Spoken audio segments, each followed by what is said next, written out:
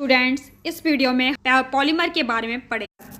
Polymer क्या होता है? The word polymer has a Greek origin as many units. साइलिन का पॉलीमराइजेशन कराते हैं तो हमें पॉलीथीन प्राप्त होती है। हम पढ़ेंगे difference between polymer and macromolecules. होता है वो मोनोमर यूनिट से मिलकर बना होता है। मैक्रोमोलिक्यूल जो है वो उसमें उसका एग्जांपल है क्लोरोफिल। क्लोरोफिल का फॉर्मूला जो होता है वो हमारा है C55H72O5N4Mg। Polymerization is the process by which the monomers are converted into polymers. The number of types of monomers unit repeated in a polymer is called degree of polymerization.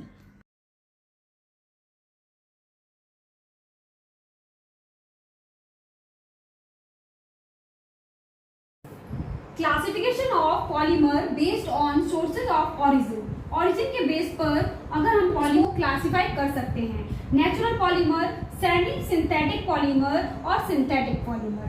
Natural polymer way polymer हैं जो हमें nature से प्राप्त होते हैं, means living organism से ये हमें प्राप्त होते हैं। नेक्स्ट हमारा सेमी सिंथेटिक पॉलीमर। ये पॉलीमर्स वे पॉलीमर्स हैं जो नेचुरल पॉलीमर के मॉडिफिकेशन से बनते हैं, जैसे कि एग्जांपल है सेल्यूलोज और जिसे हम रेयॉन भी कहते हैं, और वुल्केनाइज्ड रबर। नेक्स्ट है हमारा सिंथेटिक पॉलीमर। सिंथेटिक पॉलीमर वे पॉलीमर्स हैं जो हमारे मैन मेड पॉलीमर्स कहलाते हैं। ये हमारे मैन के द्वारा बनाए जाते हैं, इसलिए इन्हें सिंथेटिक पॉलीमर भी कहते हैं, मैन मेड पॉलीमर्स भी कहते हैं। Example classification of polymer based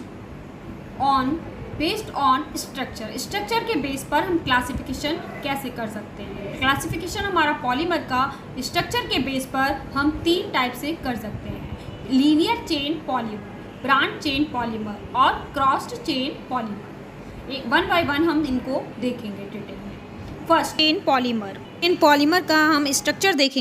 ये हमारा ब्रांच चेन है, क्रॉस चेन पॉलीमर।